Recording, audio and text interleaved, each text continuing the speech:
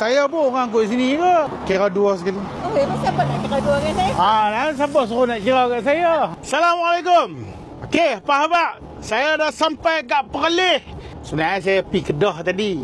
Tapi lah ni saya dah sampai Perlis. Saya ni cakap jujur, Perlis punya landscape ni cantik lah. Betul-betul jatuh cinta dengan Perlis punya landscape. Kadang-kadang lah kan, terfikir. Untungnya orang Perlis ni kan, korang tahu tak landscape dia orang, ketenangan, tranquility sini. Wah, sini best guys. Okay, so misi saya hari ni macam biasa, saya nak cuba tegur tengok beberapa peniaga ataupun siapa-siapa kan. Kita try semang-semang tengok apa yang kita boleh bantu, kita bantu. So, Perlis Indra Kayangan. Yeah. Jom. Assalamualaikum. Jual apa ni? Popiah basah. Ya.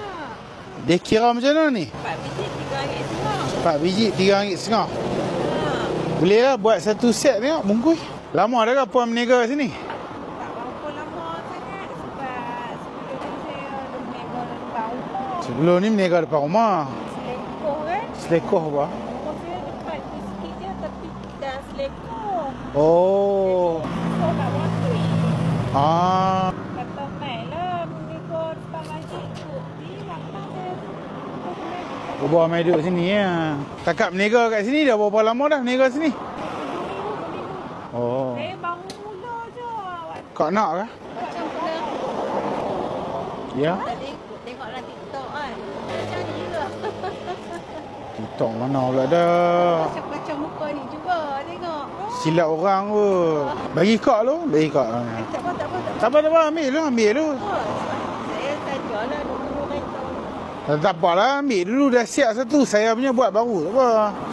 Pelan-pelan tak apa, bagi kak ni. Kak ni tu ada ni. Oh, ada dah order dah. Ada.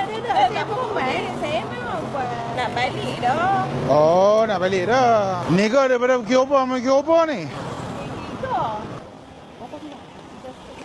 Tu sekali. Ha? Tak apa.